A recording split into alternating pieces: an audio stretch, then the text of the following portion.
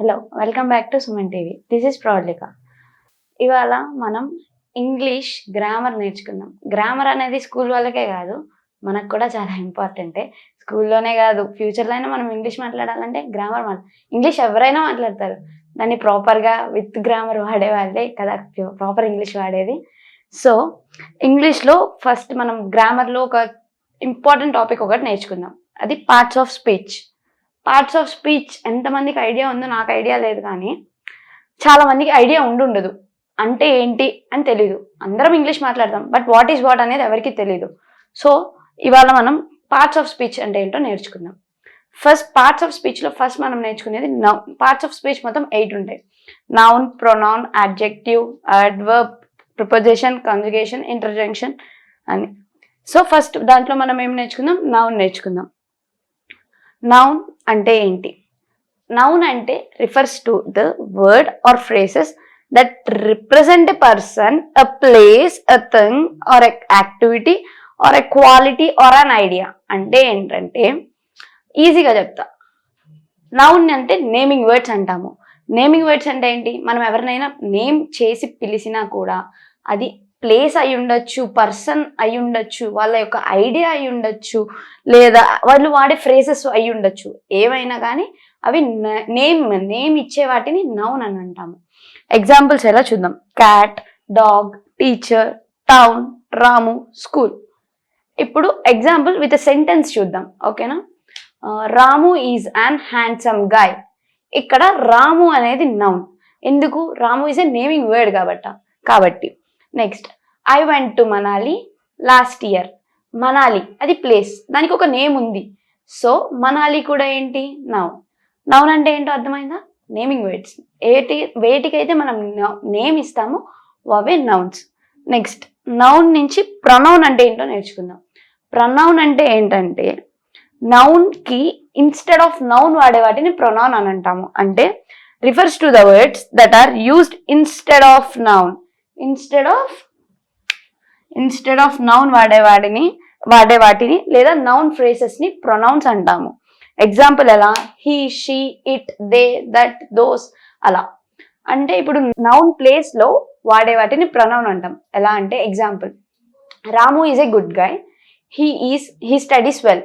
ఇక్కడ రాము అనేది noun. Second sentence, ఆ సెంటెన్స్ కంటిన్యూషన్ లో నేను ఏమన్నాను?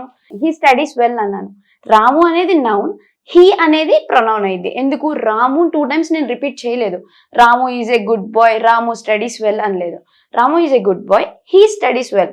నౌన్ ప్లేస్ లో వాడాను కాబట్టి అది ప్రొనౌన్ అయింది. ఇంకో ఎగ్జాంపుల్ చూద్దాం.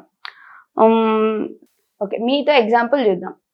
Like I went to Manali, me and my friends went to Manali.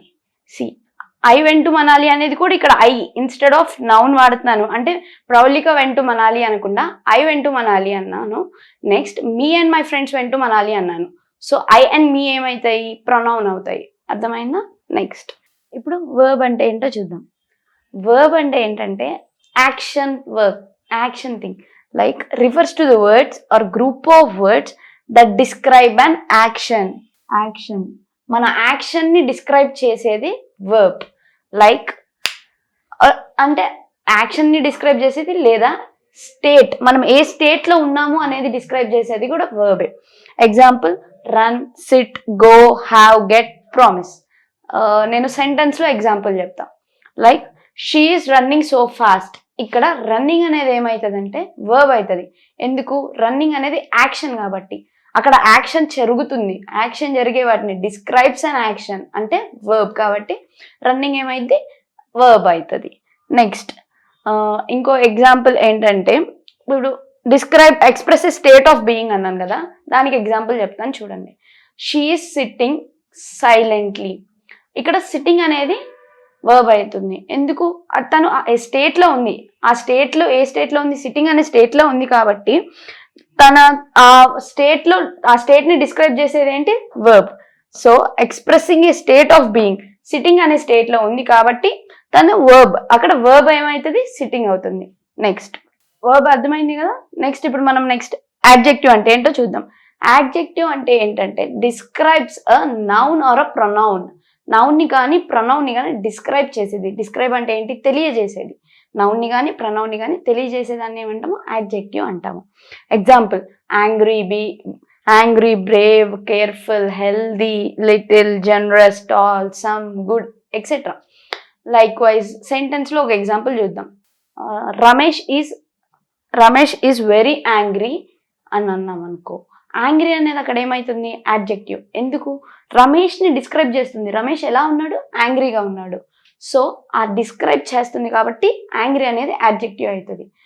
Ramesh ఎలా ఉన్నాడు, ఏ స్టేట్లో ఉన్నాడు అనేది డిస్క్రైబ్ చేసేది యాడ్జెక్టివ్. సో ఆ స్టేట్ని డిస్క్రైబ్ చేసేది నౌన్ని కానీ ప్రొనౌన్ని కానీ. లైక్ ఇప్పుడు ప్రొనౌన్కి ఎగ్జాంపుల్ చూద్దాం. హీ ఈజ్ వెరీ టాల్ అన్నాను అనుకో. టాల్ అనేది ఏంటి ఇక్కడ? యాడ్జెక్టివ్. ఎందుకు?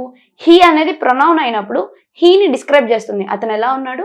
టాల్గా ఉన్నాడు కాబట్టి అదేమవుతుంది? Adjective. Describing a pronoun is called adjective. Next ఇంకో 4 parts ఆఫ్ స్పీచ్ నెక్స్ట్ వీడియోలో చూద్దాం. Okay, thank you.